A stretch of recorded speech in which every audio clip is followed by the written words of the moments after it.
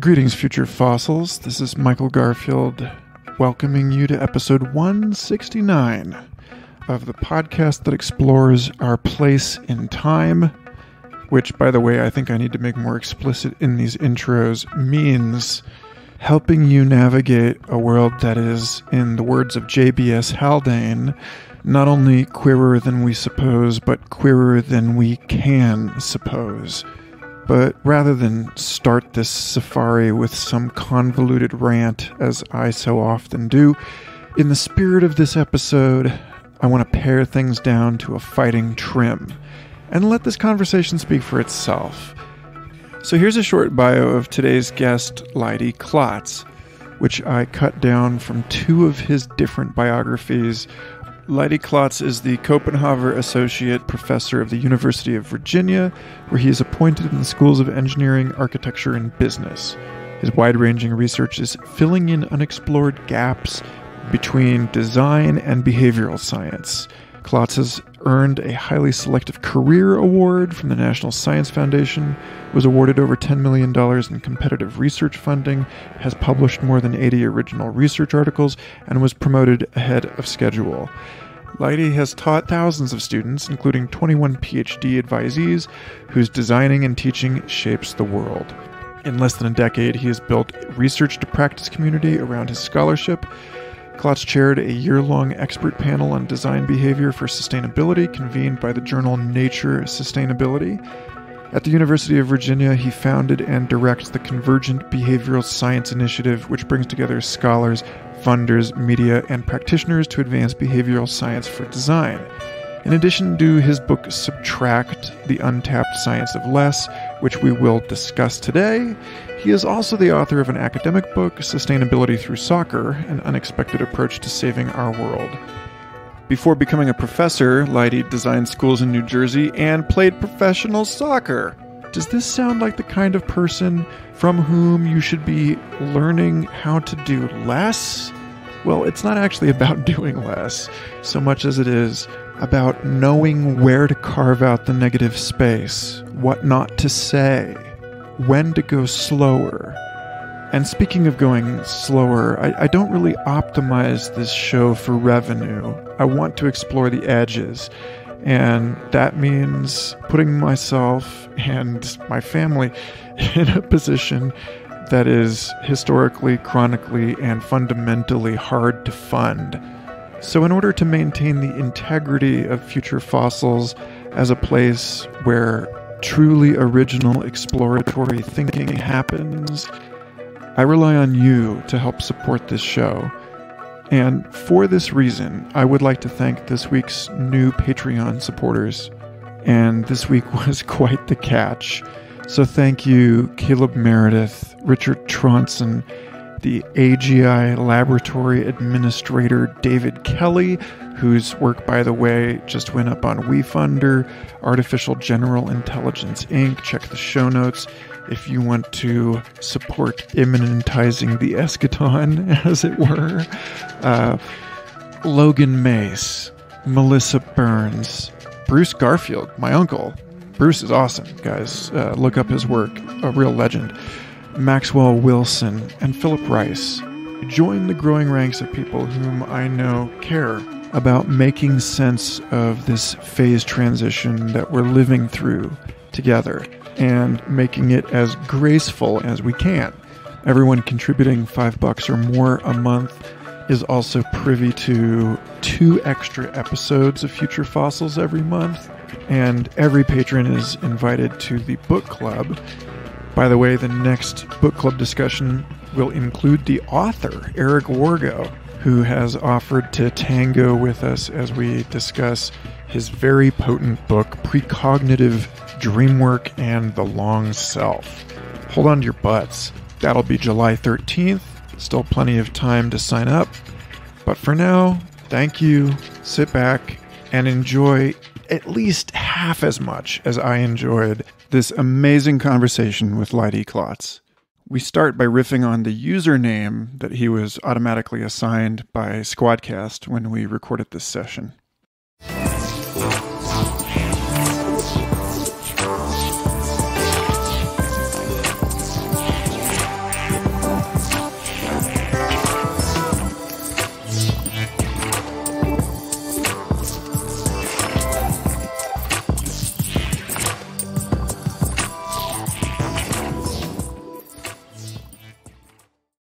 Decisive Artist is very much about the act of removal and triage. That's true. It's very decisive. Yeah. Yeah. My friend, the Tea Fairy, who is a known psychonaut and flow artist and wants to be one of the first flow artists in space.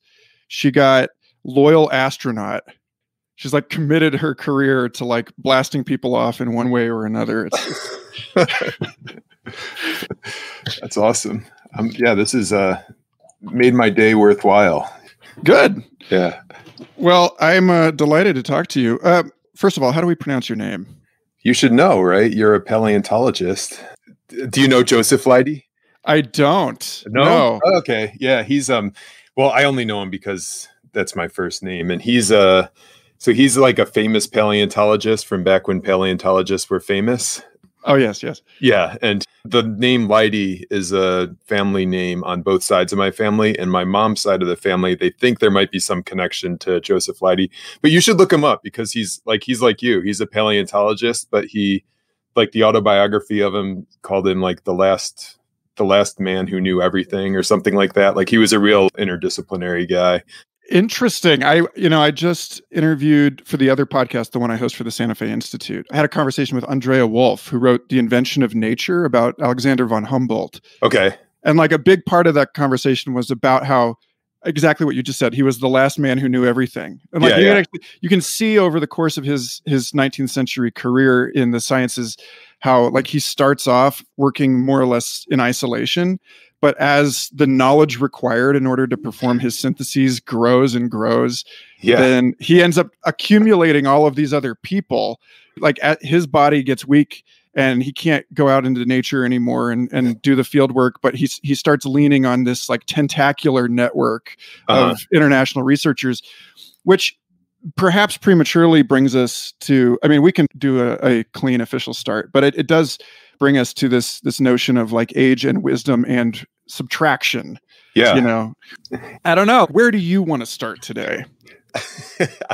I don't care. I listened to some of your other podcasts and I'm just looking forward to the conversation. I think it'll be fun no matter what we talk about. So I'm just trying to think of like what was kind of most relevant for your audience, but I don't know. I think just the big idea is relevant, and then like whatever directions it goes, I'll be interested. I can't claim that they'll know anything in any of those directions, but it'll be fun to talk about. Yeah. Right on. Yeah. Well, I will start this then with a confession, which is that in order to preserve the quality of this conversation, I had to triage. And I could not finish your book. I had to make the decision to skip sections in order to preserve the time and the focus. And I ended up taking what are ultimately too many notes for us to discuss anyway. So we'll see how it goes. But I guess, Leidy, the place to start would be to just have you introduce yourself and to talk about who it is that you are and why you felt it your responsibility to write this book. Yeah. I mean, responsibility is a great word because that's really how I felt about it. I mean, I'm a professor at the University of Virginia, and my background is in engineering and kind of design. I've always been interested in sustainability. So like, how do we kind of design within planetary limits? And the more that I studied that area and the more that, studied broadly defined, both like kind of understanding the science, but just also understanding what's practically available out there. It's like a lot of the technology already exists, and a lot of what's holding us back from being truly sustainable is our mindsets and, ways of thinking. And so that got me more interested into behavioral science and, the ways that people make decisions. And that over a long time kind of led to this study of subtraction. And then like the more research I did on it, and especially the research where we found that people systematically overlook this as an option, I felt obligated to write the book. I was like, I've got to figure out a way to get this out there to people who can use it. So that's what brought me to the book. So The section on the science of our subtraction neglect, as you call it, is the part that I decided I had to skip because it felt like this was a bit more expositional or something that, so I'm really curious to hear you talk about some of the findings that you and your team and other researchers have made into cognitive biases and attentional biases that make it difficult for us to even understand subtraction as an option. Like I'll start by anteing up here that, one of the most important books that I've ever read, at least in terms of my own intellectual development, was Lakoff and Johnson's Metaphors We Live By. Okay. Yeah. George Lakoff and Mark Johnson. And they talk about how, like, just living in a gravity well, you stack things and that's more, and more is up. And so we represent, the cover of your book has this -1 plot here. Yeah. And so, it's such a beautiful, elegant, subversive challenge to the way that we always represent things like the growth in GDP as the line is going up. Therefore, we're making more, we're producing more, therefore more is better. More is better because if you have like a big pile of grain, you're not going to starve. Like, so these things are very deeply wired in us, but like that's essentially the limits of my understanding. And I'd love for you to take me deeper into that wood. Yeah, that's amazing limits to your understanding. And I think that's really insightful. And I think those kind of metaphors are incredibly powerful. One that I don't even write about in the book, but I actually wrote about it and then took the section out because it just wasn't like really landing right. But just this metaphor of entropy, right? And I thought you might go there, which is that things are kind of bounding towards complexity. Of course, we're not bound to think like that, but we are surrounded by that. So maybe that's part of this whole situation. The really basic science that we did about this, I have to give credit to 4 other people, the first being my son. So it really started, I'd always been interested in kind of how you just talked about it, Michael, like why is everything going in this one direction? But I never really kind of crystallized it down into something that we could study using experiments until I was playing Legos with my son, who was 3 at the time, and we were building a bridge. And the problem we had was the bridge wasn't level. And so one of the columns was shorter than the other column. And so I turned around behind me to get a block to add to the shorter column. And by the time I had turned back around, he had removed a block from the longer column. And I was like, that was just so helpful for me because right there in front of me was all this philosophical stuff boiled down into a very concrete single decision that also like spans across a lot of different domains, which is like why when we're presenting with something very with a situation that we want to make better, why is our first instinct to add, as mine had been? And it's amazing how much that ended up matching up with what we found from the research. So the other 3 people I have to give credit to are Gabe Adams, Ben Converse, and Andy Hales, who are, they're behavioral scientists by training. And, we spent 4 years and probably 10,000 collective hours studying versions of this bridge problem, basically. We didn't use the exact bridge, but we used other kinds of Legos. We used itineraries. We used writing. And the most convincing one was just like random grids on a computer screen, because with Legos, with writing, with itineraries, you can always make the argument, well, we're just adding because that's what we've been conditioned to do. But with the random grids on a computer screen, it was this situation where it was like something that people had never encountered before. There was no kind of value to these grids. And, we set them up so that you could solve them by adding or by subtracting. And even when we set them up where subtracting was the better way to solve them, people still overlooked that option. So we did, all this research, and to cut to the chase, I mean, what we basically found is that as we're thinking about how we improve situations, we tend to think about what we can add first. And then, as you know, from the biases research, it's not that we can't think of subtracting.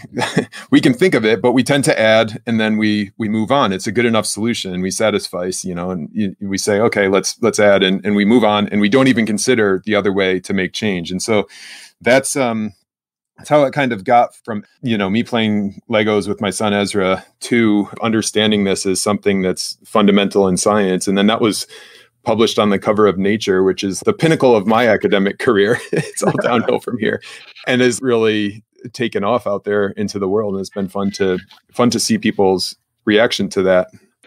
I'm curious how you reflect on this in light of all of the ways that we think being evolutionary products. They were adapted to a particular system. Classic, the sort of exhibit A is, we were calorie restricted just by environmental necessity. And so all of us are addicted to candy. Mm-hmm. And it's like, it's not necessarily good for you. I wonder if a similar kind of insight can be found in the fact that we add before subtracting. Like you mentioned, our ancestors creating the first cities, institutions, and policies didn't have to concern themselves with existing ones, but we do. And so there's this speaks to a really deep problem that you address later on in the book about how to apply the logic of subtraction to the Anthropocene, because like you use the Lorax as an example, which I love. It's like the Lorax is this little model system. You mentioned that even the Onceler doesn't just export the value. He's there and then he stays there in the mess that he's created. And that's what we've got. And yet we're coming out of this evolutionary history in which there was always another place to migrate to. It seems as though one form of drive to the simple is to make our models of the market or of nature as simple as possible. And therefore we end up biasing short-term over long-term, or like here over a bigger here, like the long now and the big here are lost against the short now and the small here, to borrow from Brian Eno. It seems as though now that we have wrapped ourselves around the planet, that we are reckoning with the like can't escape part of this. I'm just curious how you might riff on that speculation. Yeah. I mean, I think what I tried to do in the book, kind of beyond the expositional describing the experiments, which is chapter 1, was talk about like why this might be happening, and not just why this might be happening as a thought exercise, although that's fun for people like us, but also like why this might be happening as a way to overcome it. And certainly the evolutionary stuff, it's like, yeah, the calorie restriction, also the one that, as I did research, the one that really struck me was this desire to display competence, right? I'm not a biologist or evolutionary biologist, and I didn't realize how fundamental this was, that this need to show that we can interact with the world. So the example that gets thrown around a lot, including in my book, is bowerbirds building nests, right? And they build these nests as ceremonial things to attract mates. But the reason they're attractive to mates is just because it shows that the male bowerbird is effective. This is somebody who can do stuff. And, arguably that's what Ezra is doing when he's playing with Legos, is he's showing that he can interact with the world. And what's nice about that as an example is it also shows us how we might subtract to do that same thing. It's not that subtracting is another way to interact with the world, but it's a little harder to show it, right? Like when you add something, there's a pile of Legos sitting there. It's like, okay, Ezra's competent. He added this pile of Legos. Whereas if you take something away, it's invisible. But, some of the memorable examples of taking away are when people take away so much that it is noticeable, right? And I think that we're starting to see those possibilities now. I mean, to go from, evolutionary biology to Marie Kondo, I mean, her like tidying method, the reason that's effective is because she gets you to tidy everything, and then your competence is noticeable. Like you walk into a Kondoized home and it's like noticeable how clean it is. If I just subtract a couple of the toys that are thrown around in my office here, no one's even going to notice that they've been cleaned up. So I'm not displaying my competence. So I think that on the evolutionary thing, of course, we're not like bound to do what evolution has had us do in the past, and we can think around it. And but also knowing that we have this desire to display competence, we can think more about like, okay, well, how do we display competence by subtracting? And I think, it gets a little harder as you shift into the Anthropocene type questions, which of course are like tied into economic issues, right? And what gets rewarded in these systems. But there are examples of people who are, subtracting financially to change the world for the better. I mean, like divesting from fossil fuels is one clear example. And it's a nice example because, I would say that if you've got $10 million to invest in alternative energy versus $10 million to divest from fossil fuels, it's probably like the latter is going to do more for the climate because you're actually like relieving the tension in the system, and you're like addressing the root of the problem. And that's where, like, when we get to these Anthropocene questions of like this classic tension that people talk about between like, okay, we got to keep growing and making progress, but yeah, there's real planetary limits. Well, we can keep making progress through subtracting and stay within these planetary limits. So anyway, that's yeah. Yeah. So you just alluded to Daniel Kahneman and his notion that, as you mentioned, well, he's referencing Lewin actually, but that if you want to achieve change in behavior, there's one good way to do it and one bad way. The good way is by diminishing restraining forces, not by increasing the driving forces.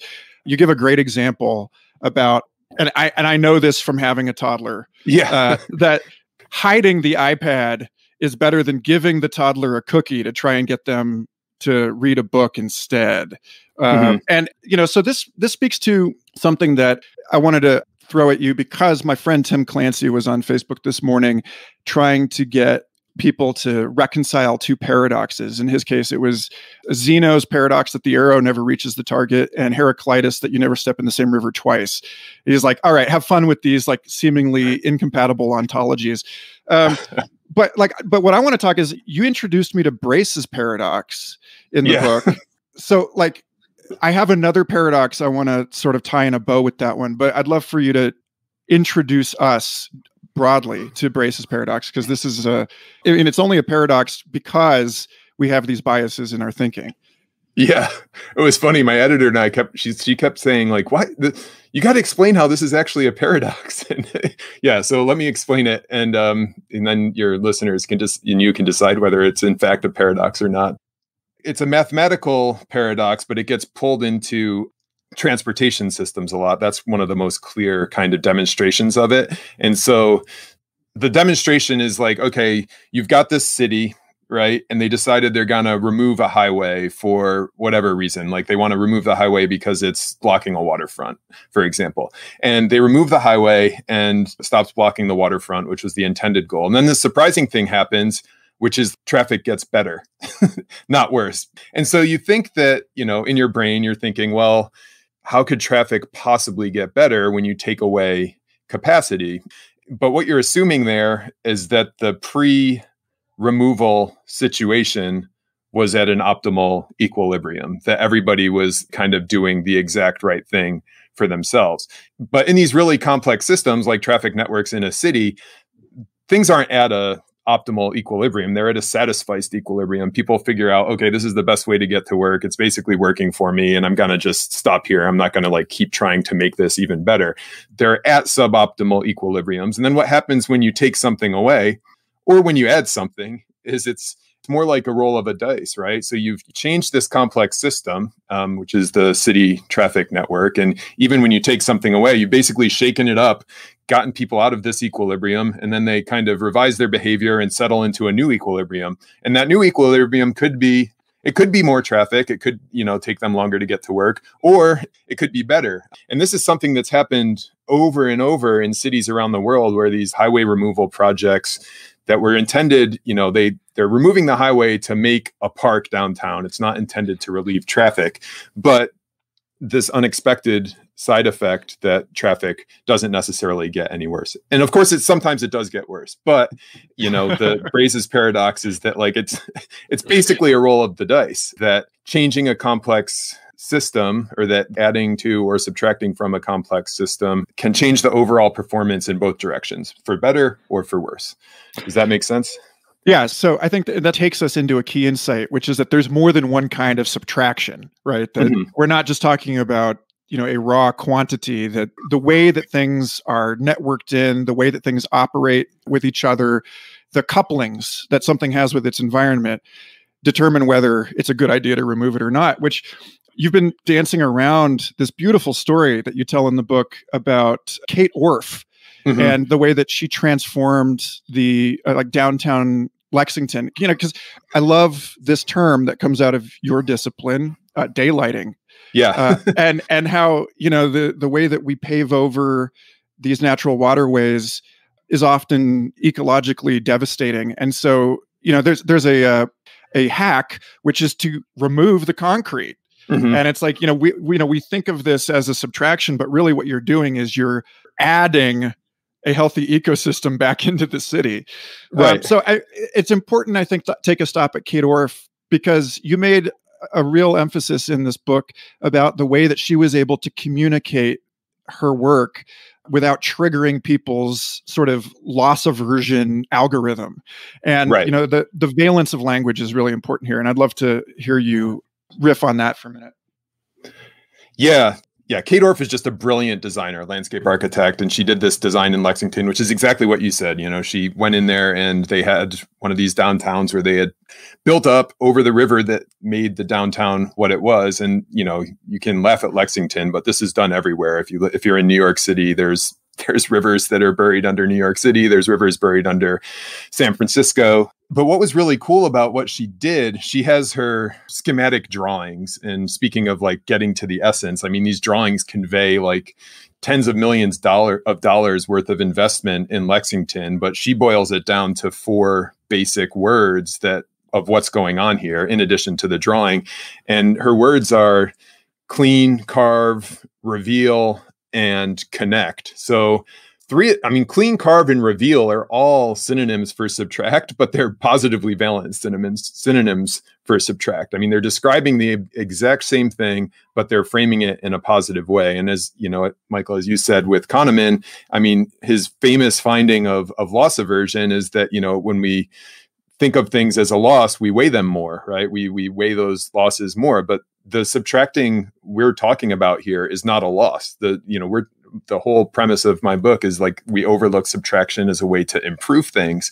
And so what Orff does is she like steers around that argument entirely and just frames it as positive, so people don't perceive it as a loss. She points them towards the positive thing. And the designer part of me, like, I really think Orff is cool. And I taught this class on positive subtraction. And I had one of the students, Natalie, who was also really interested in kind of landscape design. And so she dug into all of Orff's work. And Orff has a book that I'm forgetting the name of now, but it's a good book on like landscape design. And Natalie looked at all the words in the book and classified them as like additive or subtractive, and saw like how many times she flipped the valence. And, basically we determined that she was doing it. And then Natalie and I had this standing bet of like, okay, is she doing this intentionally? Is this like intentional marketing? Or is it like it's so intuitive in her that she knows that, subtracting is a good way to design, that she doesn't even think of it as subtracting, or she focuses on the positive things.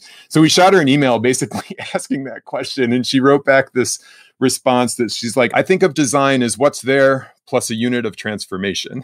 So she basically did the same exact thing in her email that she had done in her designs. And I just think that's a really important thing, right? Because one of the things we're trying to do here is, one of the things we found is that people overlook subtraction. And certainly, we know that people, if they perceive something as a loss, it's going to be more emotionally challenging to deal with. And so until you break down that perception, you might as well frame your designs as the thing that's being added. There's no reason to kind of frame it as something that could be perceived as negative. So from there, thank you. That's great. From there, I want to loop back into this other paradox, which like I said, it may be in the unread section of your book, but I want to speak to something that comes up a lot in this show and in the discussion groups that we host, which is Jevon's paradox. Mm-hmm.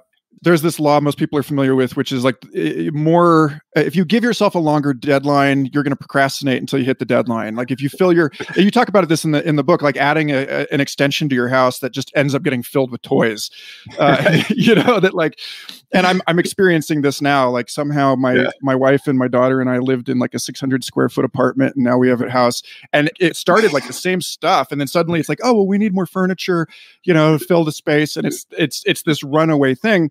That's Parkinson's law. Jevon's paradox is like the economic extension of that, which is, we think, oh, we're over burning wood. We've moved on to coal and fossil fuels and solar and wind. But the fact is that we're actually burning more wood now than we were in the 19th century, because you get these efficiency gains with scaling and innovation, and then the capacity and the throughput rises to meet the efficiency gains. It's not like folded back into, biodiversity or whatever. It's like it's folded back into the system that's like eating itself, eating the ground it's standing on. So this is an instance where demonstrably more is worse. You get to a point, and this gets back to the whole Anthropocene. I want to tie a loop to this and then bat it to you and see where you want to take it. But for years, since you brought up entropy, I thought about this whole notion of increasing order inside the system. This has a weird sort of callback to the Marie Kondo thing and the whole notion that actually as we're decluttering our homes, the clutter isn't just disappearing magically. It's going somewhere. That's true. So she does tell you to throw it out, not to give it to other people. So but it's still going somewhere. It decomposes, I guess. Hopefully we need those plastic eating bacteria stat. But I've thought a lot about this in terms of the notion, the second law of thermodynamics, that global entropy is increasing. And it's like, well, how do we actually know that? Has anyone actually got out there and measured the whole universe? And this is a finite system. And Tyson Yunkaporta, in his book Sand Talk, which I love, it's an indigenous kind of critique of Western science, an indigenous articulation of complex systems thinking. And Tyson has this whole thing about how the arrow of time is just complete crap. Because it's all based on this notion that the universe is moving in a particular direction, which is based on the thermodynamics models that rely on a closed system. And it's he's show me a closed system anywhere, prove it to me. And so we're taking this toy model and we're expanding it into a cosmology. So at the bound where you get both an open system, but also one in which you have to question exporting disorder somewhere else. These notions of where is the disorder going? Who's paying the costs of it? I don't know. I was just sort of wandering kind of randomly around idea space. But I think that the whole Brace's paradox, less sometimes improves the function of the system. Jevon's paradox, in that we know that more capacity just increases the rate at which accelerationist thinking and doing undermines our ecological stability. I don't know where I was going with that. No, it's awesome. I mean, there's two threads that I want to pull on there.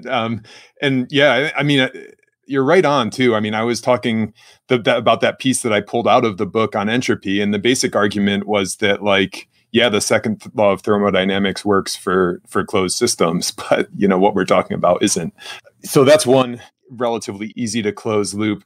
Another thing that comes to mind is, with Jevon's paradox, is this kind of, I think that's why subtracting is so important as a tool in our toolkit for trying to make the world a better place. Is, you think about Jevon's paradox and, they talk about it in terms of whale oil and whatever, but then now think about it in terms of fission, for example, right? People see that as this panacea that would solve climate change and all our energy worries. And, I don't know if it's a good or a bad thing, but I don't think, it's not going to solve our climate issues, right? It might solve CO2. It's going to enable a whole bunch of the same behavior that we're currently undertaking, right? And so, I think that's certainly the case. That my interest in sustainability, the fundamental thing that's going on here is the mindset. And the Anthropocene is defined by the fact that our planet is being shaped by our mindset, in so many words. And so it's what we need to look at is the mindset, not necessarily the technologies and things. So totally agree on that one. What was the other? Yeah, I'm blanking on what was the other thing I wanted to comment on. Well, go ahead. Okay, well, I was going to say, this seems to hit the pavement and actually gain some traction in your conversation around combating racism and structural inequality. It sounds like you were writing this book, or at least editing this book, last year during the Black Lives Matter protests, and this whole issue of valence really comes in, I think, in conversations that I have with people. And this also applies to the, ecological conversations, but it applies to social conversations around the movement to defund the police. Because everyone's the first thing that everyone thinks is, And replace them with what? Like Right. defund the police? Then what? Like, you're just inviting chaos. And like the people who seem to have success in that conversation are the ones who are talking about the allocation of resources to nonviolent mediation and to, harm reduction and these kind of things, which you see in the ecological conversation where it's like, what's not working, folks, is like trying to tell people that they're going to have to obliterate their way of life in order to prevent a disaster that they're not going to live to see. Like what works is reframing it in terms of a universal human impulse to create a better world for your children. Right. So, yeah. Yeah. I don't know. It's not a question here. No, it's important. And I was editing during that time, and certainly like to think that section would have still been in there, but without as much kind of gravity compared to the current news cycle. I think even just if I'm looking at it in the context of like where you work or like the social circles you operate in, right? And it's like we're trying to do so much to like add diversity. And it's like, how can we, hire more diversity? But what about like subtracting the one racist guy, It's like that would go a long way. And, we kind of like that's the problem, right? It's the same with the ecological things. Like there's too much carbon in the atmosphere. The problem is not about clean energy. The problem is getting carbon out of the atmosphere. And the problem with racism is racism. You got to figure out a way to get rid of racism. And sure, adding diversity helps with that. But the root of the problem is like getting rid of the racism. I mean, you saw that with, I don't know, I've seen a noticeable change with, in just since the election, right? And so anyway, it's just another example of how this is like an overlooked way to change things for the better. And I understand, I mean, there's, this is more than just overlooking it when it comes to racism, because it's hard to get people to subtract their own racism. You're basically having to get them to acknowledge that they're racist. And I think that's like what Ibram Kendi and those people did with a really good job of explaining that, racism is this thing that I have that I can get better at. And it's not something that makes you the absolute worst person in the world. And therefore people are resisting, like even thinking that they have this racism in themselves. And it's like, so anyway, I think what happened in that mindset shift that I've noticed anyway, since the Black Lives Matter kind of movement last summer, continuing on, is that it became much more okay to say, hey, this is a racist system that I'm operating within, right? It's like University of Virginia is a racist system. And it's like the first step in fixing that is acknowledging it, because then we can kind of remove the racism. So I think that as we're thinking about applying subtraction to systems, right? And that's, like you said, that's like the only thing that it really matters for, right? Because everything's a system. And so if we're thinking about that, then the first part is you have to really understand the system. And if you don't, in these systems where things like racism that are mostly invisible, you've got to be able to see them to be able to remove them. Yeah, it's complex, but it's potentially incredibly powerful. And if the type of thinking shift that my book hopefully helps with can do, 0.1%, contribute 0.1% to that overall effort, that would be amazing. So to that point, you just brought up something really important, which you talk about here, which is that the first step of addressing systemic inequality is acknowledging that there's a system in the first place. Right. You talk about like red line districts and how it requires serious investigative journalism to even know that they exist if you happen not to be living in one. Right. And this speaks to cross beams with the other podcast. When I had Rajiv Sethi, who is an economist who studies police violence at Columbia University, I had him on Complexity Podcast way, way, way back at the beginning. And he was talking about stereotypes. And like we think of stereotypes as like this, you're racist or sexist, but actually we're forming conceptual categories all the time because you don't have the time, you don't have the attention to check every chair before you sit on it. Like you have a category, chair supports your weight. And so like, consequently, I find myself always like sitting in the hammock that breaks hilariously, like there's something, it's like my life, it seems like the lesson is constantly drawing me to the periphery and to, like double checking my assumptions. So like you talk a lot about Herbert Simon in this book, and one of my favorite quotes from Herbert Simon is about information consuming attention, and how like the richer, this is a clear example of how more is not necessarily better. Mm-hmm. Over the course of your life and mine, the public virtue has been more information. Mm-hmm. And yet here we are completely overwhelmed by information. I talked about this with Hunter Motz way back, like I think episode 38, 39 of Future Fossils, talking about like just how it forms an epistemic crisis, because none of us actually have, like, even if you're an expert in a given field, chances are you're not capable of keeping up with the literature right. in your field anymore. Yeah. And so like there's this problem about, like you said, like we're all kind of inherently categoryist in whatever way, because we kind of don't have the time to sit and evaluate every single person we meet on the basis of, we don't have the time to take everybody to dinner. You're in these hit and run exchanges on social media. And so this is a window into the frugal brilliance of the evolutionary process, right? Right. And how like you're not it was like Albert Einstein says, as simple as possible, but no simpler, mm-hmm. right? You're really, every one of us is as dumb as we can be. And as smart as we must be. Right. So, I mean, but that creates this sort of additional layer of complexity and challenge in thinking about how we navigate these things. Because the fact is, as the world gets faster and faster, in certain ways it becomes easier to see these systems, and in other ways it becomes harder, right? Because we're stretched so thin. So, like, what are your thoughts on that? Yeah, I mean, I think it just makes this ability to distill even more essential. And I mean, I don't think, information is no more the problem in the information age than iron was in the Iron Age, right? It's just this thing that we're living with. One of the things I learned in doing research for the book was that this is something people have been talking about forever. I mean, there's this awesome historian, Ann Blair at Harvard, who studied the history of, and she I don't know who the philosopher was, but one of these philosophers talked about like too many books was going to make the mind weary, right? Because you weren't going to need to memorize stuff anymore. Fact. Yeah.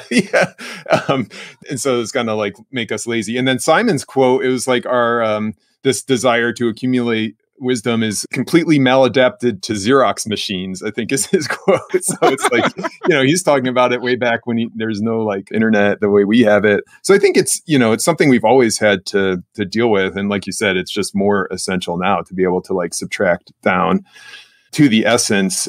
Yeah, I don't know what the solution is, right? I mean, I think you're exactly right that to be we started this conversation with von Humboldt, right? The last man who knew everything. And that's like the premise, right? Is like, you can't know everything anymore, but I don't know. There's more good information out there. And I think if you're intentional about it, you can go around and pick and choose at the high levels of things. And you can also do a better, what you're doing on the podcast is a very like indulgent thing for your own knowledge, right? It's like you get to talk to all these experts and dig in deep, and then you get to decide what are the one or two things that you want to put in your mental models of the world. And I think that's like a really amazing way to, you probably know more than von Humboldt did, right? I'll be the one who makes that assertion because you can't. but I think, so by taking advantage of these opportunities that exist to us today, right, you're able to get beyond where he was by being a little bit more intentional about like spanning across disciplines and not getting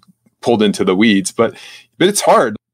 It's different than just minimalism, right? It's different than just being stupid or lazy and not acquiring any information. This is a matter of like, okay, considering all this information and then deciding which is the stuff that you want to keep in your mental models. And that's where subtraction comes in, because you have to think about this stuff and then you have to do this really hard step. Both, it's counterintuitive, plus it's just difficult. And you have to say, look, I know this thing and now I'm not going to consider it anymore. Now I'm going to elevate something else above it. And that's a really hard thing to do. So to that point, you reintroduced me to Edward Tufte and information design. And I'd love to hear you just give people a rundown on this guy and on his impact and legacy, because I think this is where we actually, rather than just throwing our hands up in despair about these complex, these like extremely wicked problems, we can say, actually, there are ways to improve our compression of information, Yeah. to identify the salient features. And what we're cutting out, like the decision of how you choose what to cut out is the decision of the scientific illustrator. Like we're not going to give somebody a photo in all of its obscene data richness. Right. We're going to give them a drawing of the head of this animal with the key identifying features, really popping. Right. And so who is Edward Tufte? What is information design, and how is it going to basically help us save the world? I don't know if that's hyperbolic, but no, not Edward would be happy that we're telling people how his work's going to save the world. And so, yeah, he's I think he's a political scientist by training, but then he got really interested in how we communicate information, and so has founded this field of information design. And he's got some really classic books in this area that every graduate student is assigned to read. And his my favorite principle of his, and I think a lot of people would say his main principle, is to maximize the information to ink ratio. And so when you think about that in terms of creating graphics, it's just a really great, simple rule for how to distill, right? It's like, if this is a piece of ink that is not providing information, like he has a 30-page diatribe on how PowerPoint is bad on the internet. That's really fun to read. I'll find that and link to it. Yeah. Oh no, it might not be exactly 30 pages, but whatever. It's long, and it's right. I mean, like all these automatic third dimensions that PowerPoint adds for data that's two-dimensional. It's like, that is ink that is not providing information. So take it out. And it's a very simple rule. I mean, it's kind of like the information equivalent to Strunk and White's omit needless words. So Strunk and White, the writing version of this. And it's like, okay, this is their classic writing advice, is to get rid of the things that you don't need. So, and what's also cool about Tufte's that maximize the information to ink ratio, if you notice, it kind of loops back to the K-Dorf conversation, right? Where maximize, he's not saying, he's framing the subtraction as a positive thing. He's maximized this ratio, but really what you're doing in maximizing that ratio is subtracting a bunch of ink. And so yeah, I think on this really visible information design scale, he's showing us an example of a rule that can be applied to very complex things to guide us to, okay, this is something you should subtract, and this is something that you shouldn't subtract. So there's another example that I actually linked to in my email signature at work that I saw on NPR a couple of years ago. There's an article that I'll link to in the show notes. To save the science poster, researchers want to kill it and start over. I was talking about Michigan State University. He's probably a Ph.D. now. He was a Ph.D. student at the time. Mike Morrison. He was thinking about it as what attracts somebody to read a particular poster. For people who haven't been to scientific conferences, you've got this like dense hall of people, all of whose presentations require a magnifying glass, and it's impossible to know what it's about from more than 2 feet away and without the person there standing explaining it to you. Yeah. And so it's like, all right, well, what we're going to do is basically create a billboard for our research with like key findings and bullet points, and there's a QR code to the paper, and here's the guy standing there if you want to talk about it. It's the same thing with, like data artist Karel Benzi, where he's saying, how do you even get your research published in the first place? You have to set it apart from all of the other stuff. And it helps to have key graphics and to make your work really beautiful. So it's funny how all of the insight that you're sharing in this book is substantiated by the way that the aesthetic dimension has come back in with teeth in terms of what it takes to actually rise above the noise. As scientists now have to be, in some respects, or work with artists simply to adequately navigate, the rainforest of publications. Yeah. There's a couple of things to highlight here. I mean, one is, I think the cover, which I can brag on of the book because I didn't do it. I mean, it's a professional designer, does an awesome job of this. When you see the cover of my book in a list of like, okay, here's the 12 books Adam Grant recommends to read this summer, your eye immediately goes to my cover because it's so simple. And it's the equivalent of this billboard that you're talking about, right? And these scientific halls. And it's a hilarious situation too. One part of it that you didn't mention that I love is just the awkwardness, because like you have to walk by, right? When you're looking at these posters, and to see the poster, you have to get close enough where you have to talk to the person. And so you get like, before you know if you're actually interested in the poster, you're stuck in this conversation with the researcher. So there's no way to go like, and it's not good for anybody. The researcher's stuck talking to you, you're not interested, and people who are interested are walking by. So it would be much more effective, right? Like the example is just a big billboard. You can walk by at a distance without having this awkward social interaction with someone who's doing research that you're not interested in.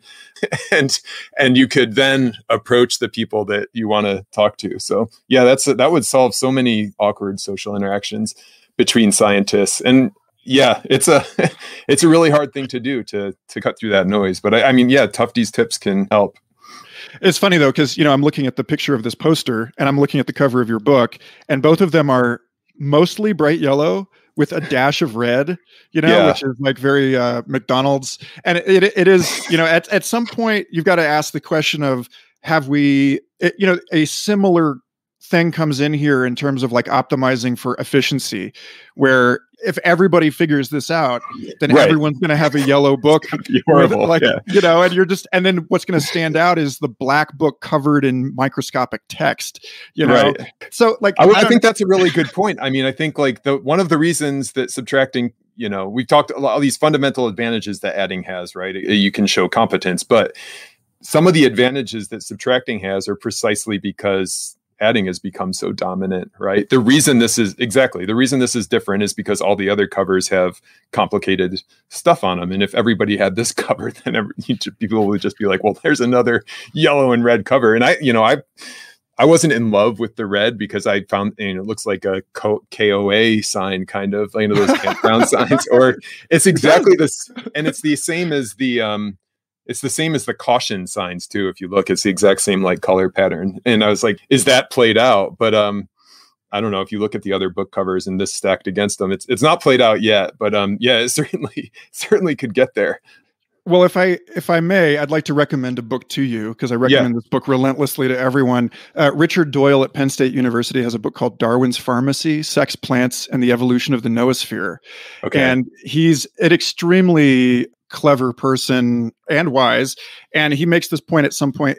What he's talking about is like how symbiotic relationships occur through the folding of attention. If you think of like the landscape as like Einsteinian space, like curved space-time, right? Where like the landscape of the biosphere is non-Euclidean curvature of attention onto itself. Like the hummingbird recognizes the flower. And, obviously like what you're describing here in books and what Morrison was describing in poster presentations is the biomimetic approximation of cultural products to the techniques that evolution has already sorted out for a flower capturing the attention of pollinators. And right. Doyle says this in the book. He says, that the folds of a flower are like the folds of a skirt. And that like this book, which is, made out of folds, it's like it's drawing your attention into it, And so I don't think it's played out. I mean, what you're saying is it's time tested, yellow with a lip of red on it. But to that point, I want to explore kind of beyond here. I want to see like where we were kind of getting to, which is, you talk about the IPCC climate reports and how this 167-page report is a synthesis of syntheses of like syntheses. And it's like the distillation of thousands and thousands of research papers. And so there's a point where you get to a point where you've added so much that it's no longer useful. You're not subtracting to go back to something. You're subtracting to go forward. Mm-hmm. Forward into what? And this is where, the question of, I think, like major evolutionary transitions, like the origin of multicellularity or the emergence of syntactic language seem really relevant, as like, this is why we're doing this. My life was changed in an animal communications class in college where I read this paper by Martin Noack, then at Princeton, on the evolution of syntax, which he said, actually, he posits that there was a time when we actually had, you had to remember more words to get your point across than we currently do, because every word was its own complete thing. And so like you subtract from language in order to add a recombinant rule that allows you to string these words together into sentences. Mm-hmm. And you see the same thing going on in human society or in other social organisms, like where the shorter the memory, the more flexible that agent, that, human being is in a system, or like this, the shorter an institutional memory, the easier that organization finds it to shift, to transform itself into what is demanded by society. And so the human brain case has gotten smaller over the last 50,000 years as we've outboarded more and more into books and other information technologies. It seems like the pressure of this thing that is emerging through us, civilization, that is it has been since its origins, like the dominant causal force in human life, that it's top-down influence on us and our relationship to it through some sort of the models of society that we carry.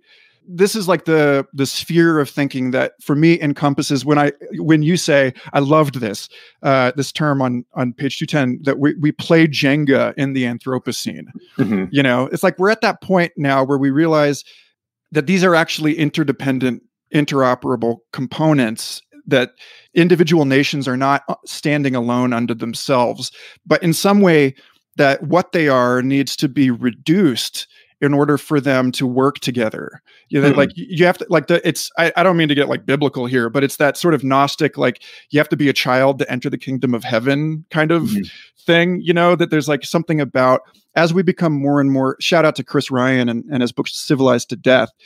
There's a notion that as we become more civilized, we actually become more childlike because we're living together in these bigger and bigger institutional and societal constructs that demand more flexibility from us as like the pieces of them. And so, this, I don't know. It's just like, this is yet another rant that I want you to simplify, bring order to. No. Well, yeah. Well, first of all, I mean, I think, yeah, like you said, I'm one of these people who just kind of thinks on the scale of like my kids and their kids at the most, and trying to think beyond that. But I do think about that future in that way a lot. And I do think being at this kind of tipping point, right, where it's like for a long time, adding has made things better and disproportionately made things better. When you don't have a house, it's better to have this shelter. And now we have more of these opportunities to take things away to make things better. And so I do think that like that kind of playing Jenga approach is becoming more and more appropriate. And like you said, like in the smaller world, smaller being like more interconnected, I agree. It's like more and more obvious how when you add something in one place, you end up taking something away somewhere else. Or on the other hand, it's like the beautiful thing about Ezra's bridge example, right? When he didn't add that block, that's a block that you can then use somewhere else, right? And, you can scale that out to the planetary scale. And it's like, if you're talking about non-renewable resources, that's a good thing to have. Is this resource still available? So I think that's interesting. I mean, for me, the main shift that I think it could bring about is this, or it hopefully is happening, right, is this kind of shifting notion of what progress is. I mean, in the book, I talk about like this growth dogma that's always been there, but then, the real economic growth dogma, where it's like the World Bank and the IMF are kind of asking countries to report on their GDP, happened after World War II. And the goal was like, let's not have another world war. The goal is not like, let's try to create this system that destroys the planet. I don't know. I think like decoupling that notion of growth and progress, right? Because I think what we're mostly after is progress when we're thinking about our kids and stuff. And so like the notion that progress can come through less, and it's not a matter of just, kind of having more physical stuff, but it's a matter of, art and and pleasurable things in life. And so I don't know. I for me, that's on the human scale, but I don't know. I'd be interested in your thoughts on it. Zooming out on where you think it's going, like beyond 100 years, is it going to turn us into computers or whatever? Yeah. Well, I mean, it's like, again, like if we're thinking in terms of like the advent of complex organisms, there's a free living amoeba, and amoebas get huge. They get as big as a cell can get, but then that's not necessary once you're living inside of a bigger thing. And, so there's this, Pierre Teilhard de Chardin, the sort of mystical Jesuit paleontologist who he came up with Jesuit paleontologist. His awesome work was, combination. It is. He's a strange dude. His work was banned by the Catholic Church until his work was only published posthumously, because he was talking about this evolutionary progress in which like the universe folds itself together into what he called the omega point, like the point at which everything is interconnected and like the divine mind wakes up to observe itself through the cosmos. And the church was like, this is the 1950s. No, but that's always there, like sitting on my shoulder, is like, he has this statement about hyper connectivity leads to hyper individualization. And that, like, you think about like the number of jobs that are made possible by a huge city, it's like super exponentially more than the jobs available in a small city, because the number of interconnections grows faster than the population. Mm-hmm. And at some point, in order to function in one of these systems, you lose the ability to keep track of everybody. Like, we're way over that rainbow. Right. We're now at the point where people are proposing that distributed ledger, like blockchain style technologies, are going to help us scale economic interactions beyond the point where they're already breaking. Richie Itwaru at Harvard or Syracuse or wherever. Anyway, he wrote a book called, The Scalability of Trust about this, about how we're reaching a point kind of akin to the point where we started doing double entry accounting in the first place, because we could no longer track reciprocal exchanges in our villages, because we'd grown these early cities. And so, like, the question, again, to lean on Richard Doyle here, Doyle in Darwin's Pharmacy basically suggests that we may have reached the end of the utility of the ego, or that we're swiftly approaching it. That, that the ego is one of these things where it's like, you've got your copy of the double entry ledger where, you're tracking how you are in relationship to everyone else. Right. And that the scale of interaction in an internet enabled society is so great that he argues basically that it's eroding like the self, like the default mode network. You talk about Mihaly C. I can't say his name, his flow state work in your book. And there's this thing in I spoke about this with Michael Phillip on his show, Third Eye Drops, a couple years ago, about how, like, when you're in love or you're in a flow state you're tripping or whatever, the information is coming in so quickly that you don't have the attention. You don't have the blood and the glucose to allocate it to, like, telling a story about yourself while this is all happening. Right. And, right. So it's like, for me, I wonder about, we know that, like, depression is just completely pandemic in a way that it wasn't, at least it wasn't being observed as being, 50 to 100 years ago. And I wonder if a lot of this has to do with the fact that we're stuck, like the sugar abuse problem, or like the more problem. Like, we think more thinking is better, that we think we can think our way through things. But when the information is coming at you so fast that you don't have time to think about it, then we're back in this question of, like, Daniel Kahneman and, like, the balance between intuition and reason. And have we moved into an age where reason is something that is not the province of an individual, but the province of society? And I'm not saying this is wholly good. Like, roll the dice, right? If you remove reason, half the time you're going to get people that don't bother to, like, check facts. Part of me is wondering, like, it does seem as though we're moving into a state where mindfulness was pushed really hard in the workplace. And then now it turns out mindfulness actually removes the incentive for productivity, that people who've been really deep in mindfulness training don't. Surprise! Is that true? That's awesome. Yeah, they just don't feel the need to work as hard. So it kind of backfired. So are companies getting rid of it? Yeah, well, it's like, it is this question about, we waste 40% of the food we produce. Maybe we don't need to be more productive. And I know that you make this distinction in the book about, like, sitting there and doing nothing is not what you're talking about. But I do have to wonder, if the not nothing of, a meditative awareness that has uncoupled itself from an autobiographic memory is actually adaptive in this space, in order to simply, like, navigate the unpredictable and uncertain world that we're in. It's like, there's the only other way that you're going to respond fast enough to actually, like, dodge the ball coming at you. Yeah. Yeah, that's a point that I made in the book that really got people's hackles up. And to be clear, I'm agnostic on like doing nothing. I think that's a great option sometimes too. I was just like distinguishing subtracting from doing nothing. Yeah. So yeah, boy, the minimalist crowd did not like that statement. But but did they do nothing about it, or did they waste a bunch of heat trying to wasted a bunch? Yeah. Yeah. So the flow first, this is obviously the first time I'm thinking about it through this angle. And then the flow comment's really interesting to me, right? Because it's like, it kind of ties into what I was talking about, if flow is the psychology of optimal experience, right? And if what we're talking about here is this, like, what we should be striving for is not necessarily unlimited growth, but like continuous progress, I would find it progress if I could spend my whole life in flow. I mean, like, that was when I played soccer. I was like, that was like my favorite thing about it, is like the 10 minutes, the second half starts and then all of a sudden there's like 5 minutes left in the game, and like that whole time you've just been like so immersed in it. And I actually think that like some of the depression that I experienced after playing soccer came from like not having that in my life anymore. And so anyway, I think that would be progress.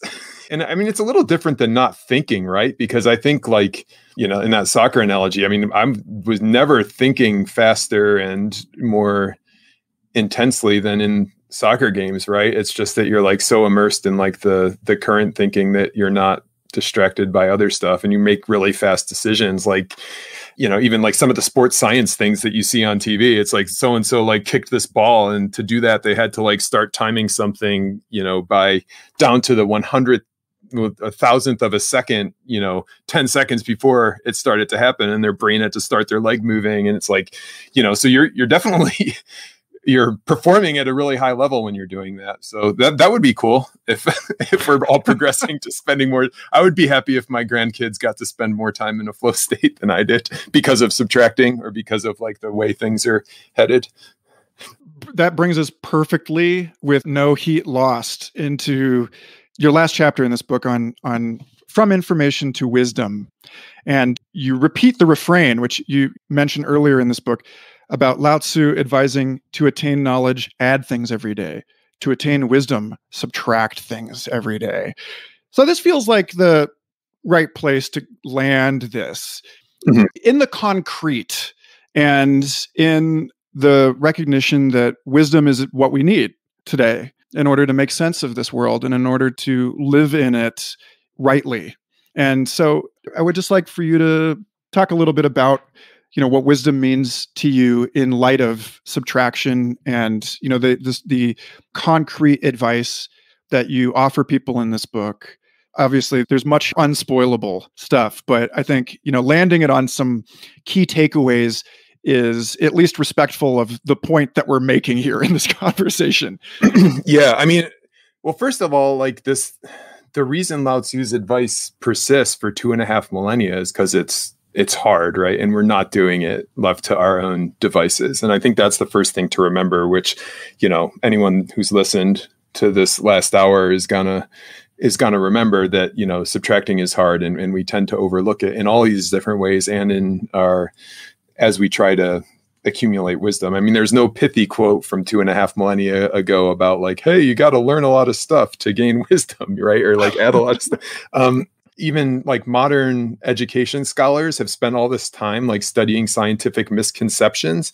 And, the goal was like, oh, we're going to identify these like misconceptions that people bring to the classroom and then to subtract them. And they eventually gave up trying to subtract them because it was so hard. It was just like not what people do. Once you've got these mental models, what you tend to do is adapt them. Like the example I use in the book is one that you'll appreciate in a couple of years with your toddler is, so my son, he was, in his Santa Claus phase. So he's up to like 5 or so, I think. And I gave him Legos for Christmas, and they're plastic. And then he looked at me and he was like, Santa Claus doesn't, like, he can't make plastic. I thought his factory was like, and I said, oh, no.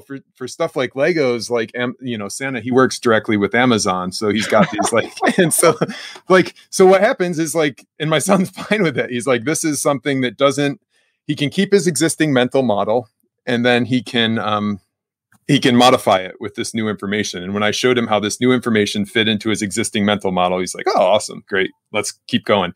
And, you laugh at that, but it's Leon Festinger, his famous experiment on cognitive dissonance. So brilliant, like psychologist. And this is like the best idea ever for an experiment. So he joined a cult.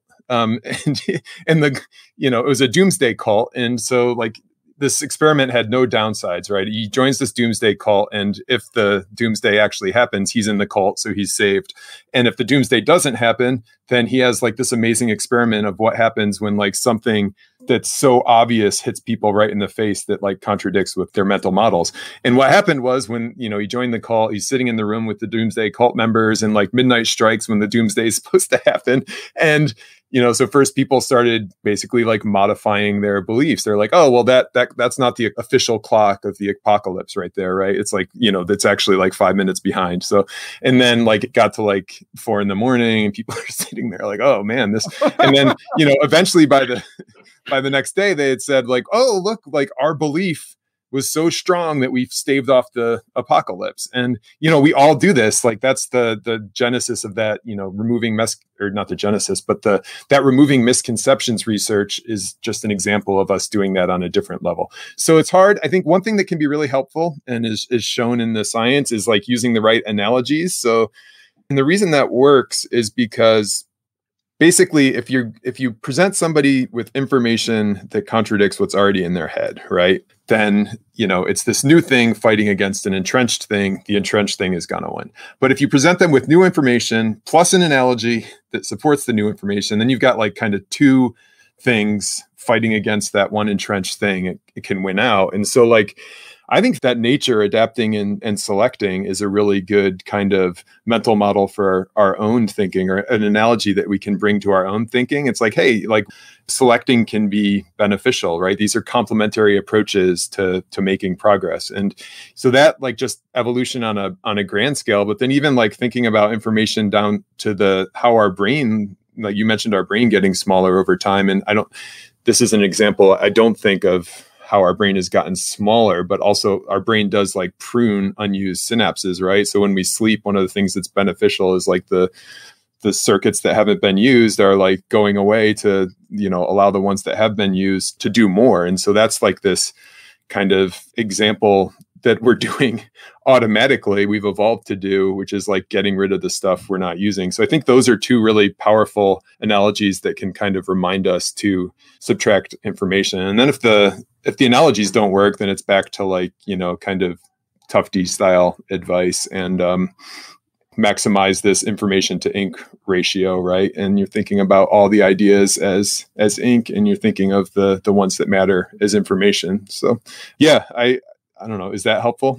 Oh, yeah. I mean, well, clearly there's something about thinking of life in 3 phases, like childhood, adulthood, and elderhood, which is kind of like neglected by our youth-obsessed society. Right. But like elderhood is defined, the aging brain and like the neurophysiological signature of wisdom is a sparser brain. It's like historically connected to the autumn and the winter of one's life when the leaves have fallen from the trees and you can see the sky again, know? And so like, I really like the way that you point to that as like, it's so easy to forget. And I had this conversation with Kevin Kelly, who's very much an additive guy, more technology. We're never forgetting the technologies that we've made. We're just, continuing to recombine them into more and more liberating stuff. And I'm like, okay, yeah, but if you remember everything, you can't become anything. Right. Right. In order to transform, you must forget.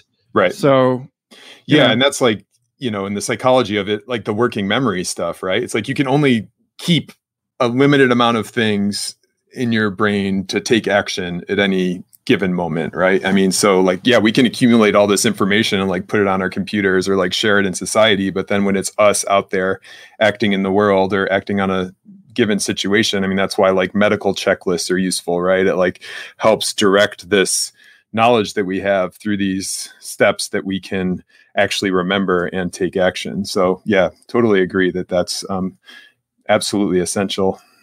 Another callback to Tyson Yunkaporta, who says very early in Sand Talk that his writing this book is a way for him to share the knowledge that he has and then forget it so that he can move on. And that funny. This is like a huge piece of like the Aboriginal wisdom, is the importance of the fact that the world is changing, your knowledge is always changing. So it doesn't, like you have to let go of these things at some point. And of course, then you find that book in the store and it's like, he's already let go of it.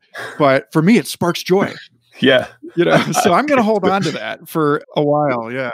Yeah, no, that's amazing. I've noticed that with my writing, and that's one of the fun things about like doing these podcasts is you get to like think about it and like evolve the ideas, because it's certainly like once you've written stuff down, it's like it's that slice in time. You've captured that slice in time, you've put it down, and it's freeing. You can move on. And some of the stuff, it's like less useful than some of the other stuff, and you end up, I don't know, when I read a book, I end up taking away like one thing from it, probably from my books, because I've written them. I'll like, pull 5 things with me through the rest of my life. But yeah, it's that's interesting that he says that. And yeah, it'd be interesting to hear what he, like after he then talks about it with you, what he thinks. I mean, I do have to go over my like chapter outlines to remember what's in the book before I talk to people. And people are always like, well, did you actually write this thing? I was like, yeah, I wrote every word, but it's like, that was a while ago. Yeah. Part of the reason I wrote it is so I don't have to remember it. Yeah. Well, now that we have exported our entropy into other people, other listeners have to suffer us now. Yeah, I just want to thank you so much. Leidy, this is awesome. This is like the most fun conversation I've had in a really long time. So I'm envious of your job. I got to figure out how to start my own podcast and get to talk to. I never get tenure, so that's true. There's no carrot at the end of this stick. It's just a stick. So we'll see. But man, it was great talking to you, and I hope that we have another chance at some point, at which point we will have forgotten everything we said today, and that's okay. Yeah, no, that's awesome. I would love to have another chance. This is like by far the most useful way for me to be spending my time. So appreciate it, and have fun with that toddler. I will. Thanks a lot. Have a great day. You too. Thanks again for listening. Future Fossils is an independent, entirely listener-supported program. If you believe in the work that I'm doing and you want to help see it thrive into the unimaginable future, then you can avail yourself of all of the backstage goodies at patreon.com/Michael Garfield. Or you can just leave a review at Apple Podcasts. That's more helpful than you know. Reach out to me personally at Michael Garfield on Twitter or Instagram, and have a wonderful eon.